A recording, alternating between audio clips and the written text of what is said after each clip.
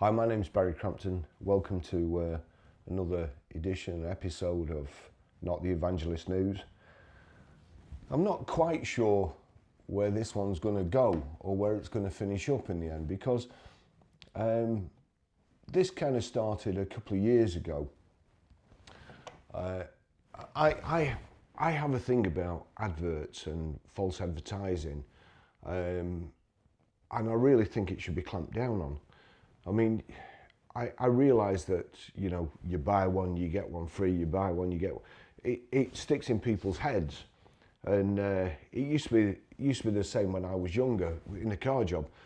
BOC, better people to buy from. You know, and I mean, 50 years later, it's still in my head. BOC, better be, and used to sing it at the end. You know, I'll spare you the sufferings like. And he saw them all in one showroom, BOC. BOC, better people to buy from. Over the years, I've worked with some fancy salesmen, and I've always been, no matter, I went to work in a supercar dealer for Amari. Before I started, I bought some new suits, really smart suits. I was there for about a week, and I noticed the people that came to buy supercars didn't wear suits. You know, they'd already made it, they'd done it. They didn't need to impress anybody. You know, the jeans, t-shirt and whatever. Amari, smart casual, jeans and a shirt. Of course his jeans had cost a fortune, but they were jeans. He said to me, I think you'd be better off wearing smart casual. And sure enough, I did. And trust me, I don't know why I did it there, because everywhere else, when I worked for myself and in the old days, I used to be cleaning cars, and I found the best way to sell cars was when you were cleaning them. Somebody would come in the showroom, they wouldn't be intimidated at all. You know, you go in Curry's and there's somebody there, can I help you, can I help you? You know, give me a shout. If you, and I'd be cleaning the car, and a customer would come in and they wouldn't feel threatened, so they'd start asking you about the cars. And before you knew it, you'd cleaned the car and you'd sold it. So that was with overalls on. So why I thought I should be wearing a suit when I went selling supercars, anyway, Mari put me straight. Still the same today. I don't wear suits, I wear jeans and so on. But I've worked with I've worked places where I had to wear a suit by, you know, order of the owner, the bosses and so on. But there'd always be somebody, you can always tell a salesman, the type of salesman, look at his shoes, honestly. If you look at his shoes and they're dirty, probably like mine are most of the time, but that's because I do other stuff, then they can't be bothered.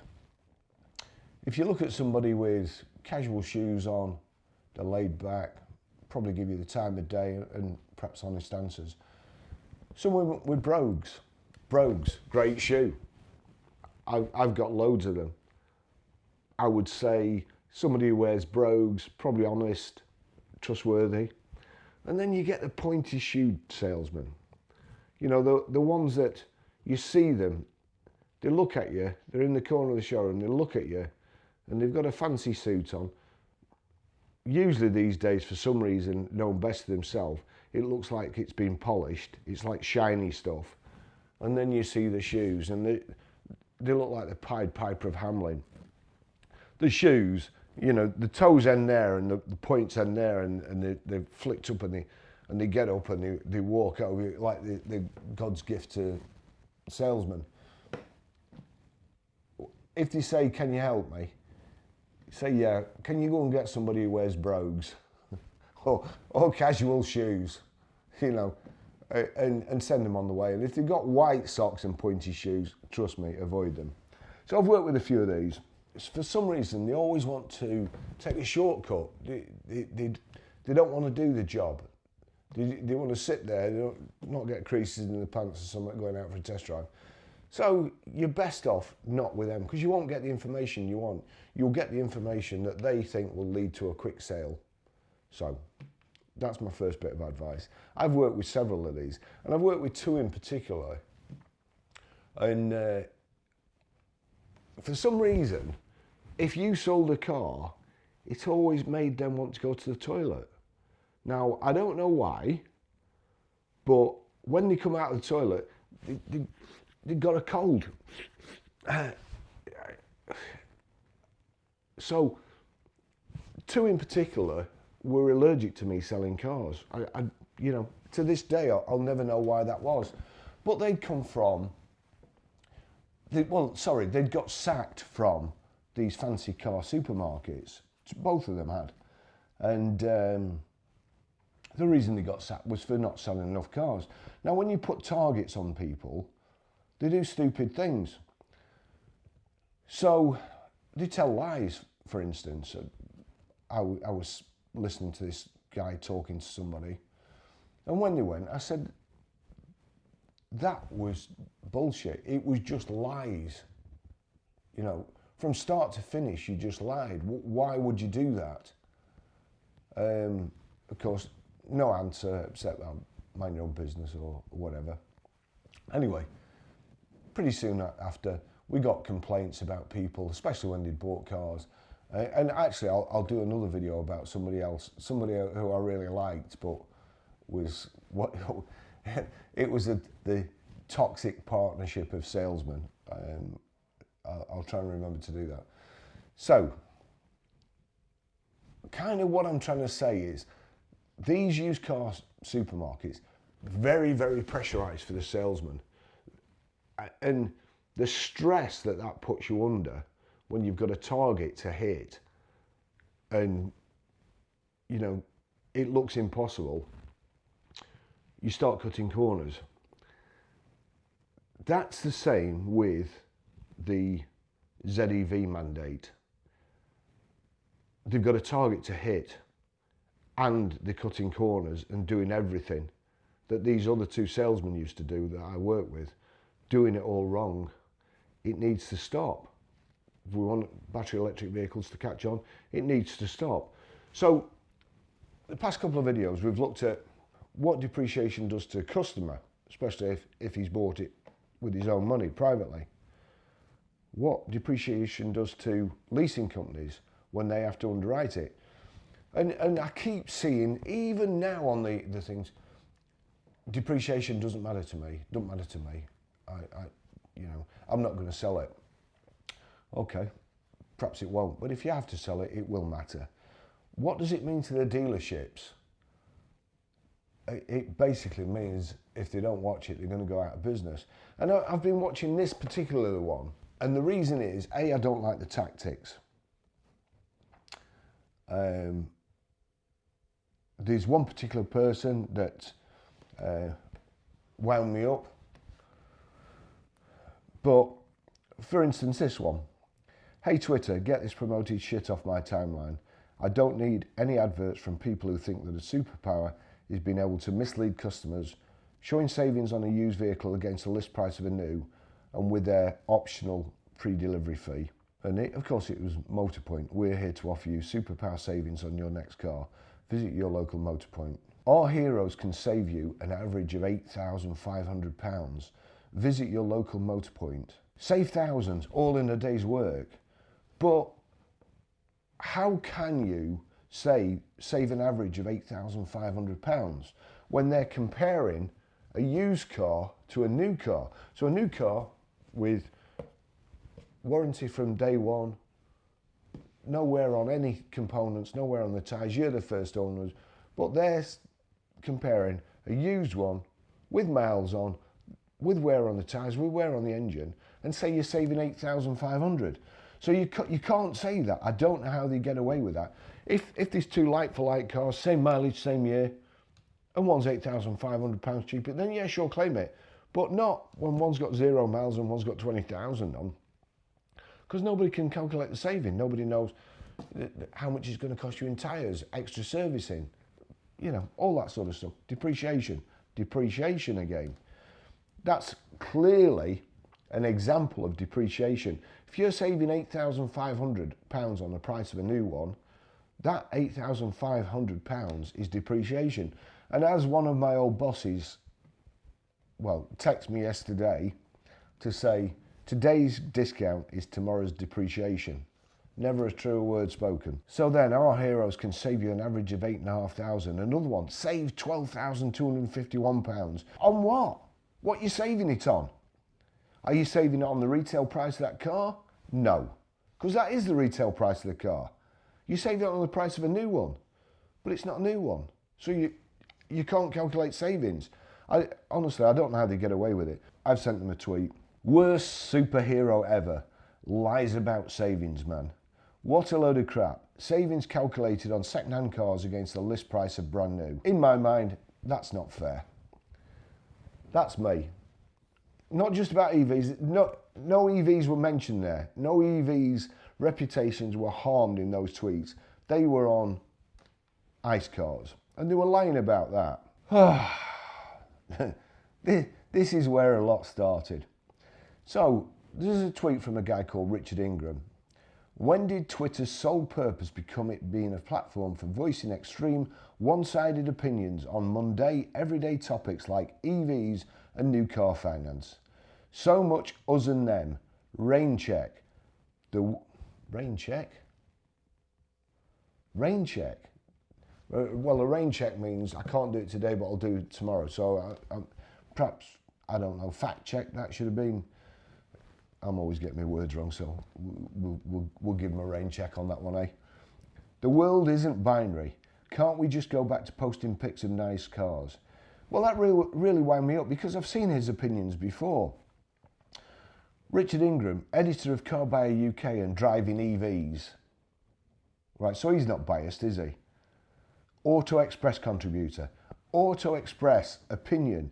Electric cars should make up 1 in 4 sales by next year, says Richard Ingram. So I sent him a tweet back saying glass houses. You know, people in glass houses shouldn't throw stones. He's going on about one-sided. And yet he's clearly one-sided. So this started off he tweeted back, excuse me. Then a chap called Alex Goy, who I've actually followed for a long time. He must be a friend of Richard's. Alex Goy, he's trying a gotcha by highlighting your job as a car journalist and your reporting on them. Bang to rights there, Rich. Now, I'm assuming that's Alex's attempt at being sarcastic. Alex, if you're watching, if you want some lessons, give me a shout. I'll tell you how to be sarcastic. Then, this is the one. Because I always look to see, I look in the bios. Tim Rodey, apparently reporting the facts of buyer trends, meaning 25% of cars will be EVs, is a one-sided opinion. Yes, it is, Tim. Yes, it is.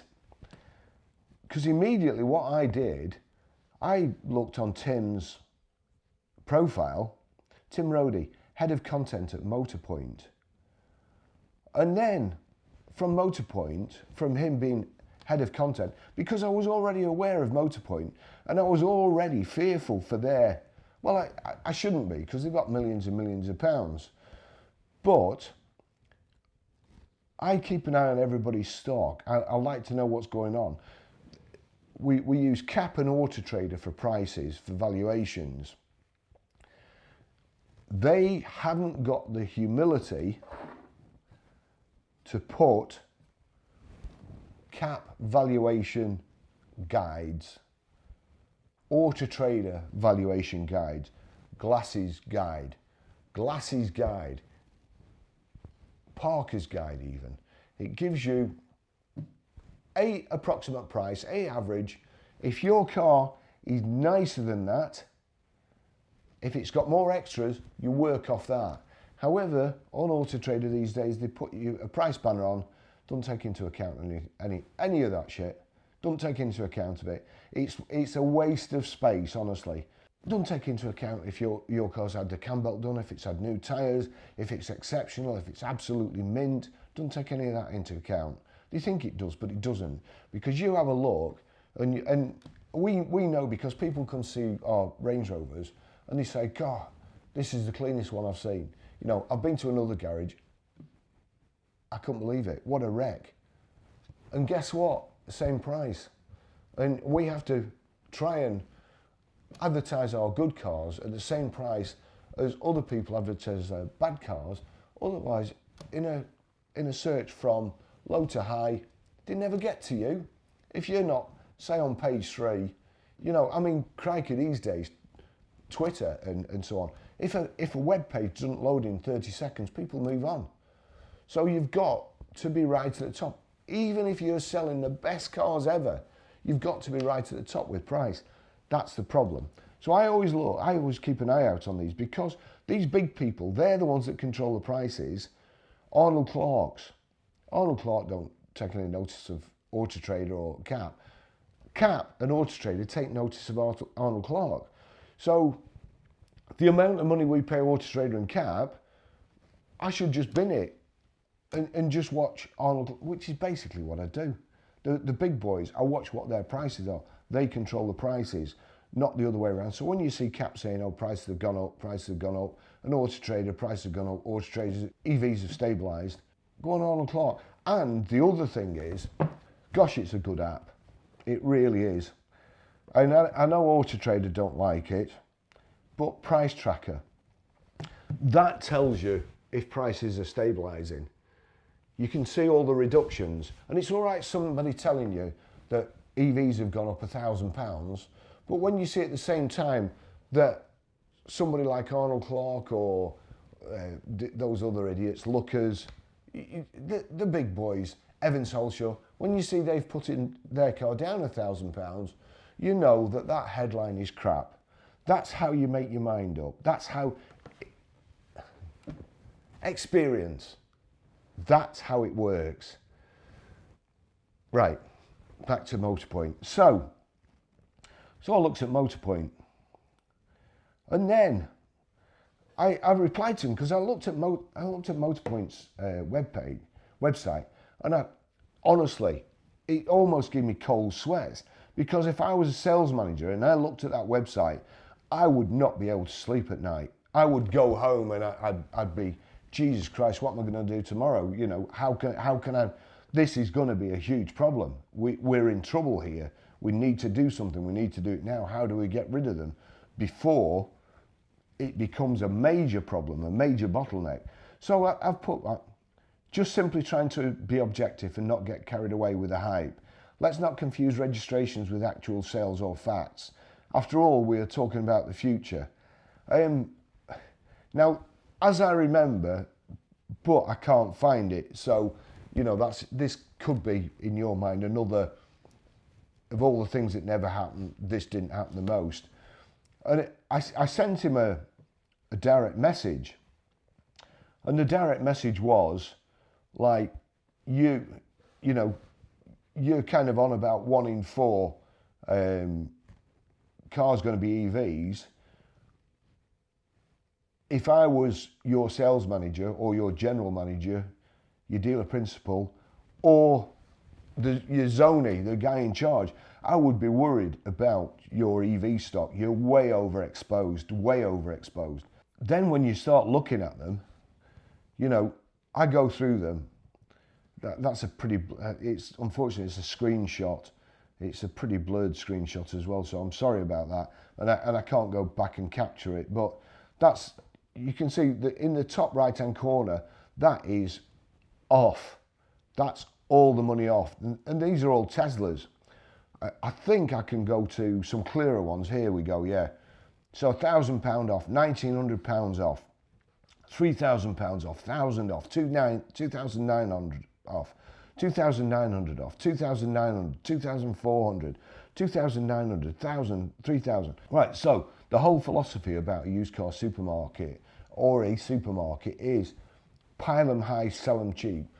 So it's movement, it's turnover, little profit but often. That's the idea. If they're working off small profits, they haven't got £2,400 to give away. So that, and they've got all these hyper motivated salesmen. If they can't sell EVs, I'm going to struggle.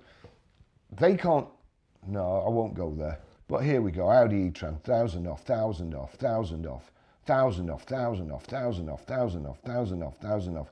Now I'm also well aware that some other used car supermarkets, advertise a car at an inflated price, and I've reported one of them, and they've had to stop because it was one particular dealership where they advertised it in the morning, say £50,000, then in the afternoon they reduced it to £45,000 and put £5,000 off.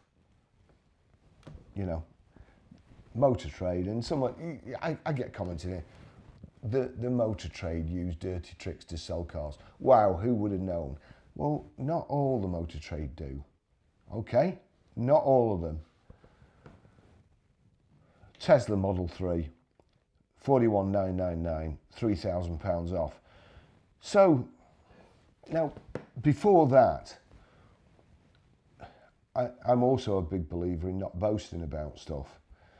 My dad used to say to me when I was a kid, you know, nothing good happens to anybody who boasts. Don't do it. So anyway, one of the stories, this was from 6th of October 2022. And the headline is, and I also know that clickbait headlines don't do you any favours. Motorpoint says rivals aren't ambitious as it warns of worsening used car market. Update to London Stock Exchange reveals profit has fallen from 13.5 million to 3 million in first half. Used car market is being seriously hit by consumers stuck by cost of living crisis. I think that should be struck. Motorpoint will still invest for growth, but analysts cut profit forecasts for group in half. But they're still kind of boasting. Anyway, what they were saying is the profits were down because of investment, I think. So we'll give them the benefit of the doubt there. So this is where we get on to EVs and dealers, how it affects dealers. Motorpoint reveals strong Q3 trading, but plummeting used electric car values dent performance. Revenue for Q3 came to 1.06 billion, Motorpoint reveals. Falling electric car values and higher financing costs dented performance though. Motorpoint has given a bullish third quarter trading update, but said it's felt the effects of plummeting used electric car values. Now, this is when it started happening. Everybody says that EVs started tanking when Elon reduced the price of Teslas. That was January the 16th, 2023.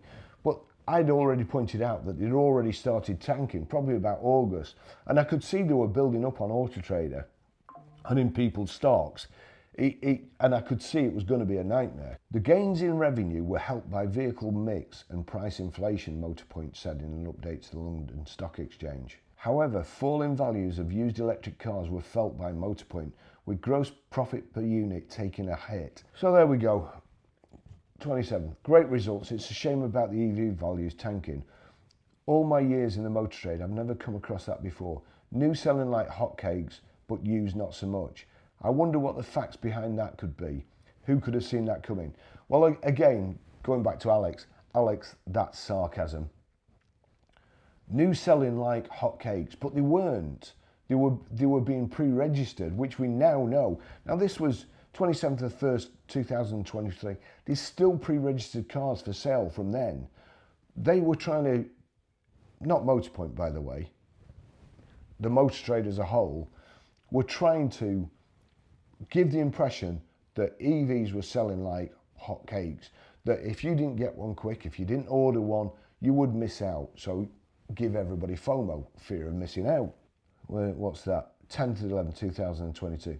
Must get me some of them new used EVs for stock. 12-month-old, 31 miles, no number plates, dealer self-registered, less than cost special. This is when there was a waiting list for them. Less than, well, what does that tell you? Less than cost special, plus stocking charges, plus how many times that money could have been used and turned over, means that the dealer will be blowing his brains out. Oh, by the way, I've not been snorting on this, I've just got the most horrendous cold. Used car prices remain stable as monthly growth continues in November. And I've put, except for EVs, which are bucking the trend and have dropped £1,000 due to oversupply.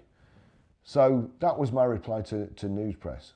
Then, 24th to 11th, I'm noticing that, you know, things are going wrong. Used EVs are piling up on Autotrader. Now, just supposing that everyone who wanted an electric car has actually got one, then what's going to happen to the already massively overpriced values of new and used EVs? As I say, 24th to 11th, 2022, we're coming up to 2 years later. Boy, was I right.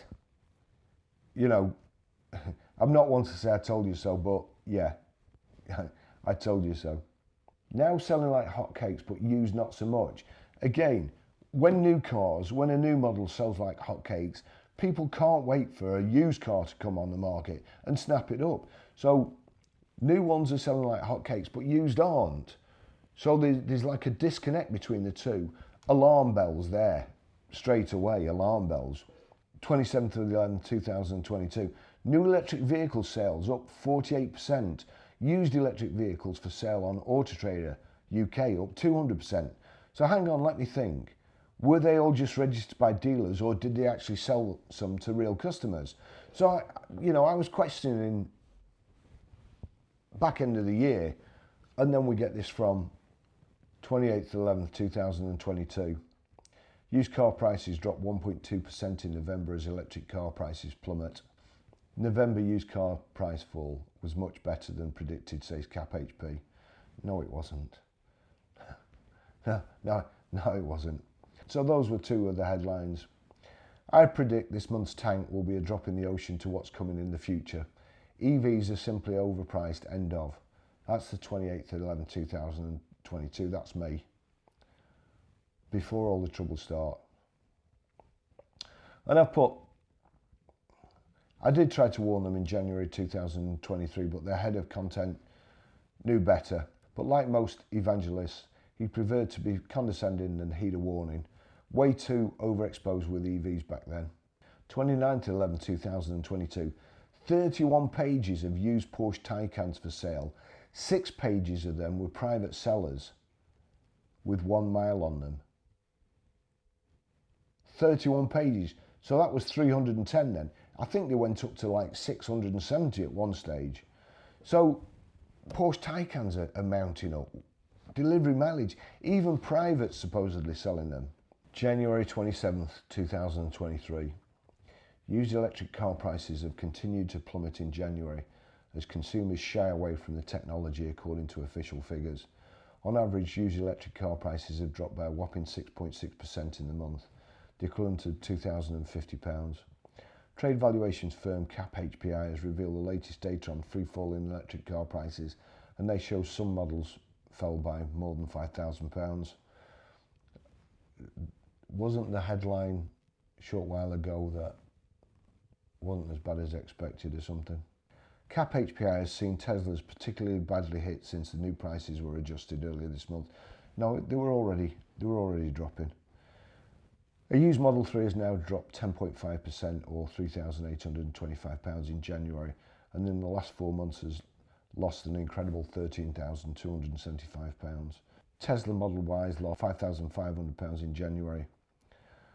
The rear-wheel drive model lost 14.1% or £6,800. Since October, the Tesla Model Y has lost a worrying 27% of its value, the equivalent of £14,000. The fall in electric car price dragged down the used car market overall in January, which registered a 0.1% rise overall in December. Right, so here we go. See how they do it? The fall in electric car prices dragged down the used car market overall in January, which registered a 0.1% rise overall in December. So when it's bad news, they lump together EVs, petrol and diesels, they lump them all together. When it's good news, see, what that would have shown is EVs had tanked, absolutely tanked. Petrol and diesels had gone up.